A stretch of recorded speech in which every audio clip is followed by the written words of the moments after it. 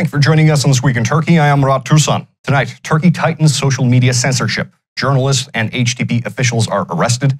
There are potential expulsions from CHP. Former HDP co-chair Selahattin Demirtas dispels President Erdogan's candidacy from prison. And we'll have Dr. Tanju Tosun to make sense of it all. In addition, Turkey is having a tough time on the world stage. The economy continues to worsen, and healthcare workers around the country walk out in protest again. Our first story tonight, it has been something of a calamity in Turkish politics this week. A new disinformation bill has passed the Justice Committee and could be on its way to the floor soon. The new bill, of course, is seen by many as government tighten its grip on news, journalist associations calling it censorship and oppression bill.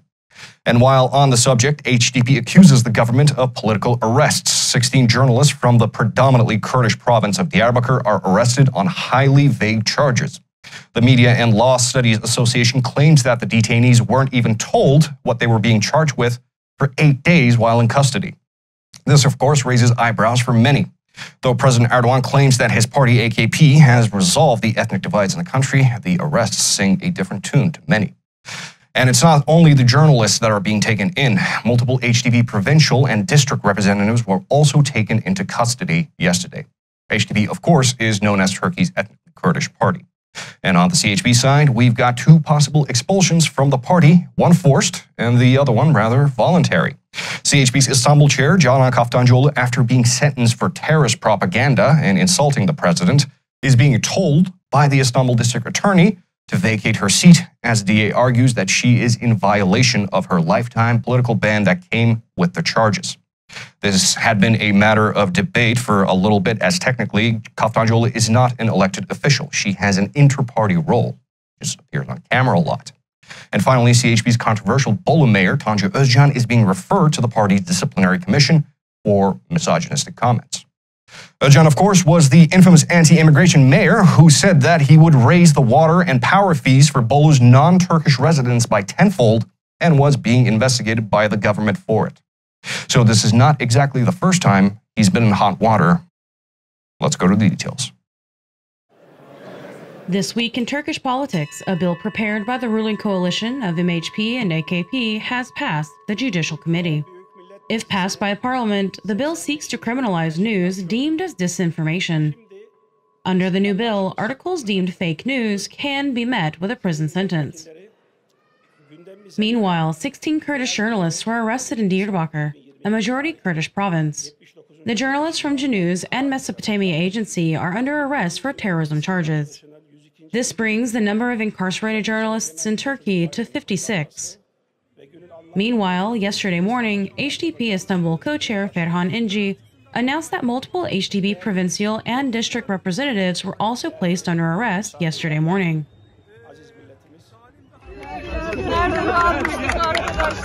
CHP's Istanbul chair, Canan Kaftancıoğlu, is being forced to vacate her position by the Istanbul district prosecutor.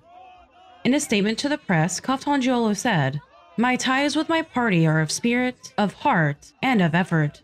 As long as I have that spirit, that feeling, and show that effort, the rest is not important." Kaftancıoğlu was sentenced to prison, which was later commuted last month for terrorist propaganda and insulting the president, and hit with a lifetime ban from politics. Though her position in CHP was a matter of debate, as she is not technically an elected official. Also, another potential firing from CHP this week. Bolu Mayor Tanju Özcan is being referred to the disciplinary committee and is expected to be expelled from the party. Özcan made headlines after making comments that the party calls misogynistic, when during a municipal meeting, he told AKP official Hacer Çınar, "Why are you waving at me? I am a married man." Özcan demanded a one-on-one meeting with party head Kılıçdaroğlu and said, "I was raised in this party. I am sure we will find common ground." And prisoner and former HDP co-chair Selahattin Demirtas continues to follow politics from prison, and he doesn't buy President Erdogan's candidacy one bit. Selahattin Demirtas, along with Osman Kavala, were the subject of a major international case for Turkey. Both men ordered release by the European Court of Human Rights, but of course, neither have been. But Mr. Demirtas appears to have a more jovial mood than most would in his position because he continues to write from prison and comment on the political happenings in Turkey. Namely, Mr. Demirtas doesn't buy President Erdogan's re-election bid one bit. Just to refresh our memories, President Erdogan kind of came out of left field last week when he announced his bid for the re-election next year and called CHP chair Kemal Kılıçdaroğlu to do the same. This came as a shock to many, as it looked very much impromptu, which is hardly President Erdogan's style. See, the president usually likes to build up to things, create buzz, and give people a show when he's about to announce something big. So Selahattin Demirtas says he's not buying it. Mr. Demirtas insists that Erdogan would not run in a race that he knows he cannot win, so he is just baiting the other side and buying himself ample time if he needed to back out. Whether Erdogan can or cannot win is a different matter, one of speculation. But one thing is for certain, the polls don't look good for Erdogan. Currently, his best chance is to run against the weakest candidate, the main opposition party chair Kemal Kılıçdaroğlu, and even that race is a statistical tie. So Demirtas says, no way, don't take the president's word for it. Let's go to the video. Former HDP co-chair and current Silivri prison inmate Selahattin Demirtas wrote for T24 from his cell. Demirtas has been behind bars since 2016 despite the ruling of the European Court of Human Rights. However, Demirtas continues to take an active role in politics. In his piece titled, "Who is the ruling coalition's candidate?" Demirtas casts doubt on President Erdogan's candidacy. Demirtas wrote, "At a regular party meeting, alone on a podium, the man suddenly announced his candidacy. He did this while the elections are still a year away. Don't you think there is something strange here? In actuality, Erdogan is not going to be the candidate. He wouldn't enter a race he is sure to lose. But he bought himself plenty of time to back out by announcing his candidacy a year ahead, so that it doesn't look like he got scared and backed out. If he had announced his candidacy 3 months from the election, he wouldn't have been able to back out. But now, he has the option of citing health problems or something of that sort, and being able to back out and endorse another candidate. He thought he wouldn't have difficulty motivating his voter bloc to vote for his replacement candidate.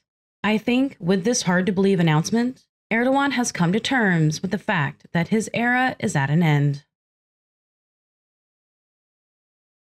Joining me now to make sense of it all, Professor of Political Science and political commentator, Dr. Tanju Tosun. Doctor, thank you for being able to join us tonight. It's my pleasure. So, Doctor, we've had a pretty packed week. Let's start with a new social media bill that is working its way up to Parliament. Seeing that MHP and AKP control the legislature, it's got a good chance of passing.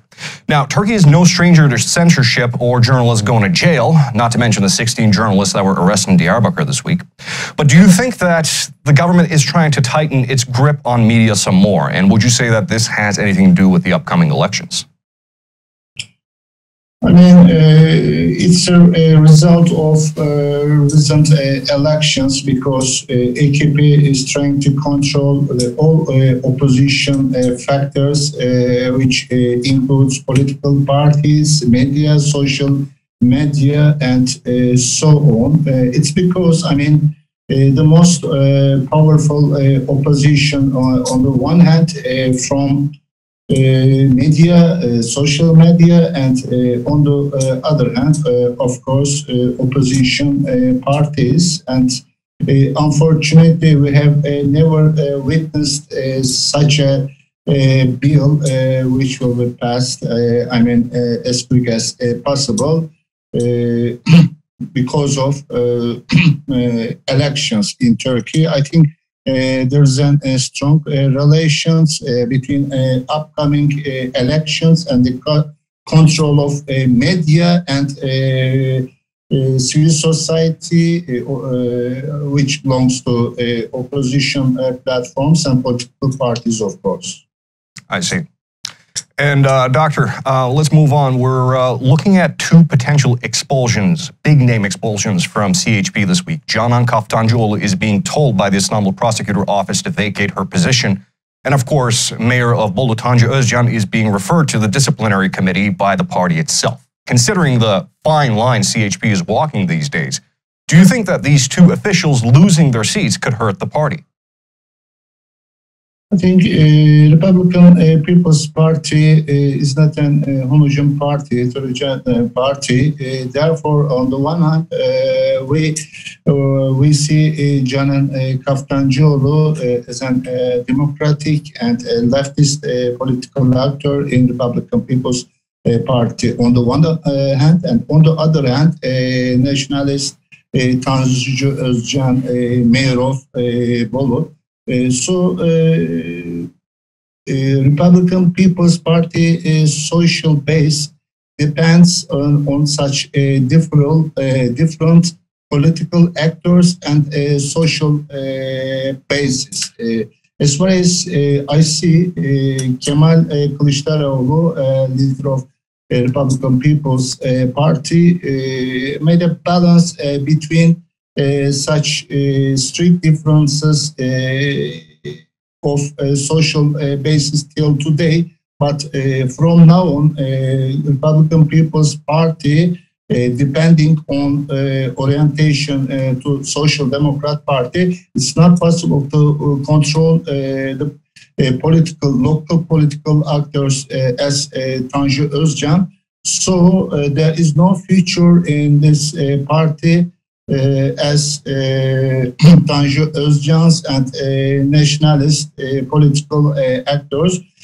I think Kemal Kılıçdaroğlu and the management team of Republican People's Party have chosen to continue with social democrat and social democratic and leftist political local actors and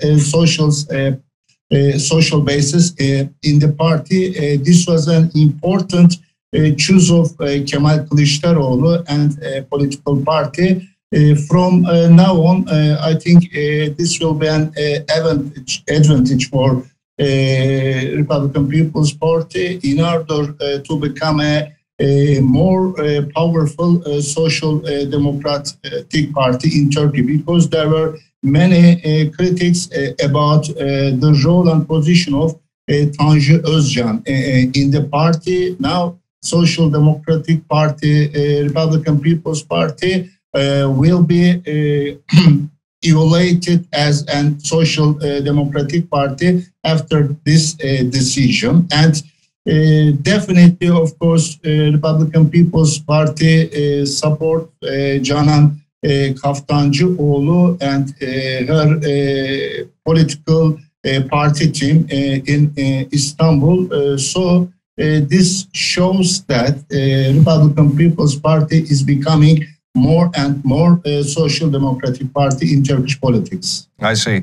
For the folks at home, recently, as of late, we've been discussing CHP trying to become a big tent party. And it has rather displayed its aspirations by sitting down at the table of six, as we call it, forming a coalition with parties that were typically opposing in ideological view. But now you're saying that CHP is actually leaning towards the social democratic wing of the party.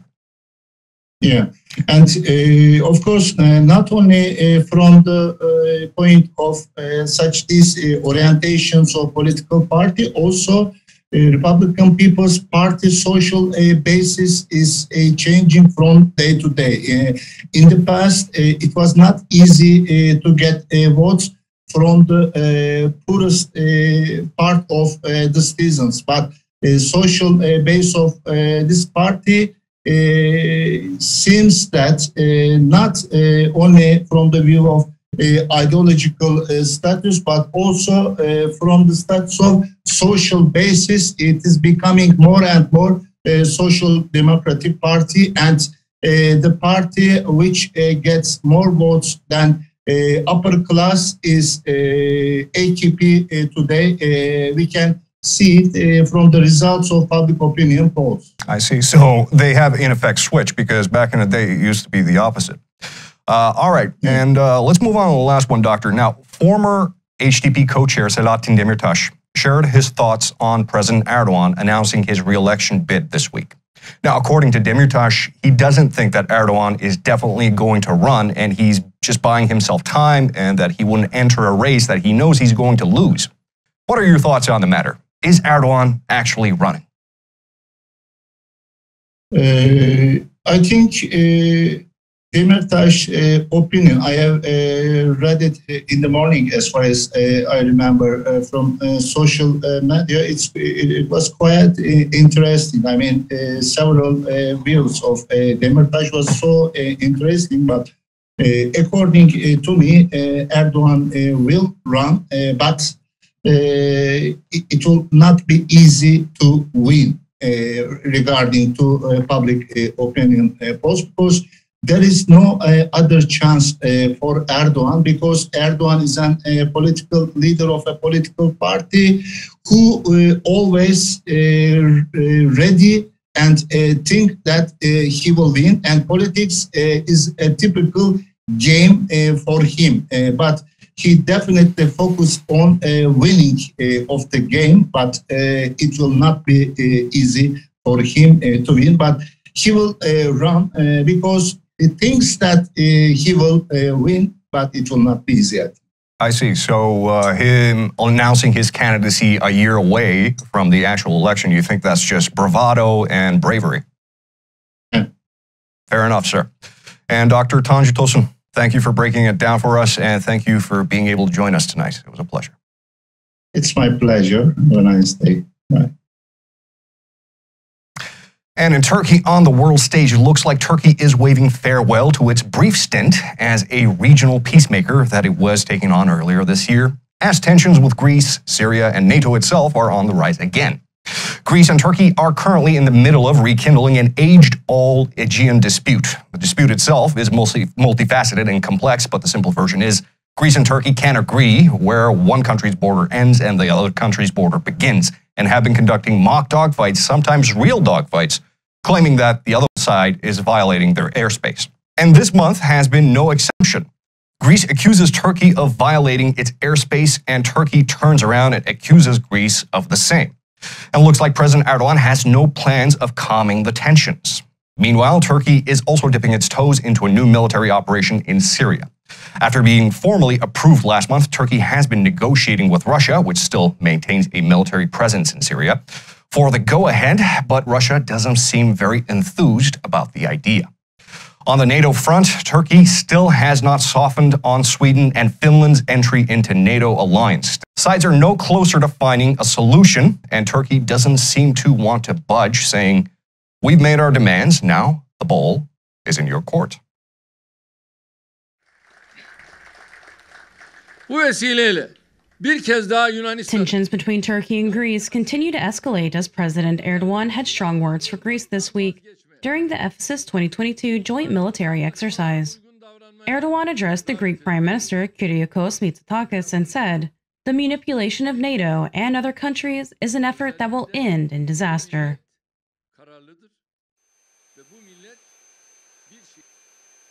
President Erdogan ordered severing of high-level talks with Greece earlier this month when the two nations condemned each other for airspace violations over the Aegean during a joint NATO exercise. Greece claimed harassing airspace violations by Turkish aircraft during the exercise. Turkey retaliated by stating that it was in fact Greece that was escalating the situation through flights near the Turkish coast. After his speech, President Erdogan posted on Twitter, "Turkey neither violates anyone's rights or law, nor lets anyone violate its own.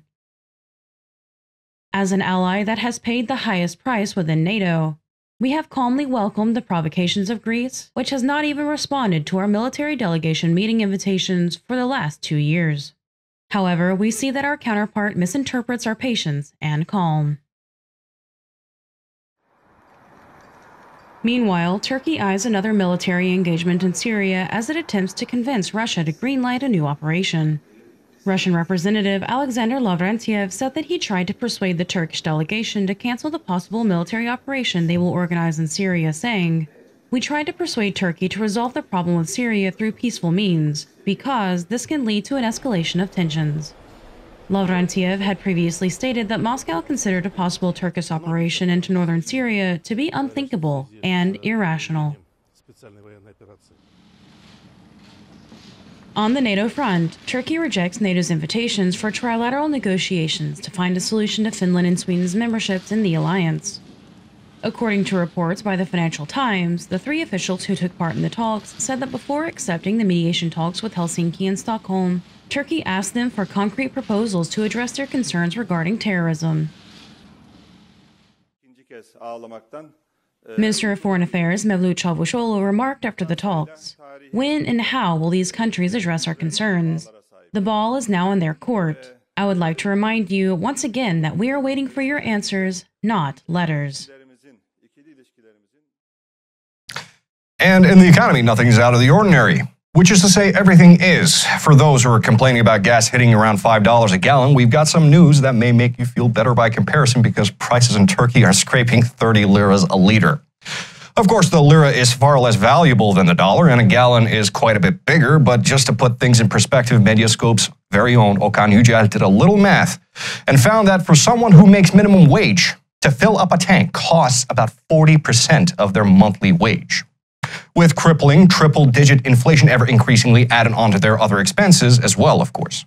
And the lira continues its crash. Last year, as the lira was hitting 18 to a dollar, as President Erdogan persistently continued to cut interest rates, it bounced back after his announcement of a currency fluctuation protected deposit account, where if the lira loses value, the Treasury will pay you the difference of what you would have made. And the lira went down to about 13 to a dollar after the announcement. So this time, as lira is scraping 18 to a dollar again, the government tried its hand at something similar, but this time the market response leaves much to be desired. Meanwhile, a new record for Turkey's credit default swap risk premiums. They are hitting 800 points, which is rather unprecedented. Let's go to the details. As the Fed finally pulls the trigger on the long-awaited interest rate hike this week, the Turkish market falls further into uncertainty. The lira once again scraped 18 to a dollar, its lowest point in recent memory, and only a hair better than its momentary lowest point last year. After his cabinet meeting on Monday, President Erdogan announced that the central bank would continue cutting interest rates, sending the lira into freefall. Trading at 16.60 last week at the time of the announcement, creeping down to 17.30 this week. Thus far, the government's offerings of cutting capital market investment fees, offering state enterprise revenue indexed bonds, and issuing gold certificates appears to have had no effect. Turkey had its highest minimum wage increase at the beginning of 2022 from 2,825 Turkish lira to 4,250 Turkish lira, a near 50% increase. However, increasing prices and the unstoppable rise of inflation continues to eat into the purchasing power of low-income households. While the government reports inflation at 73%, independent sources reported at over 160%. In the beginning of the year, the minimum wage was at $314, in comparison to today's mere $245. Since the beginning of the year, the fuel prices have doubled. In January, a 60-liter tank could be filled by 20% of monthly wages, whereas now, it has ballooned up to 40%. Minister of Labor and Social Security Vedat Bilgin commented on the issue.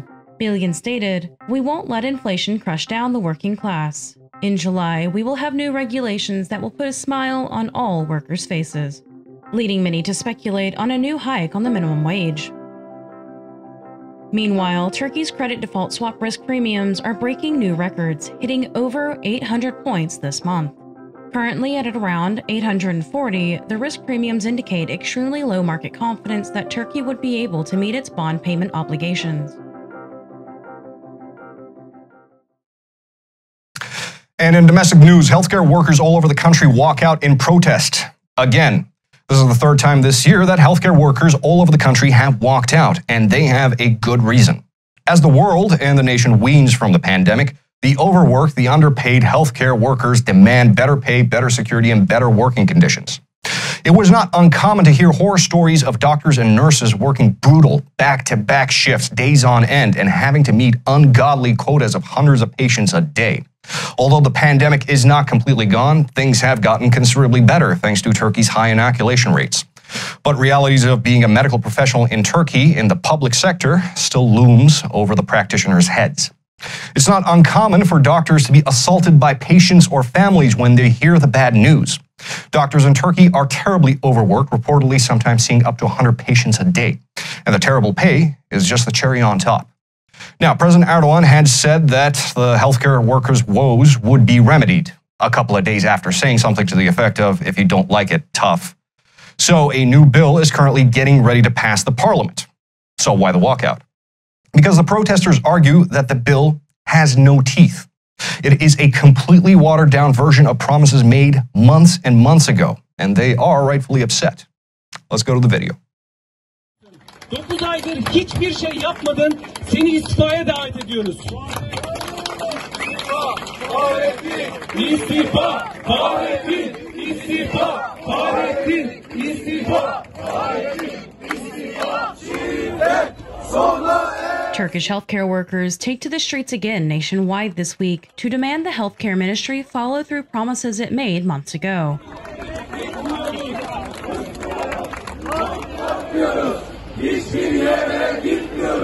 Members of 11 major healthcare workers associations in all provinces walked out once again since March to demand better pay and working conditions.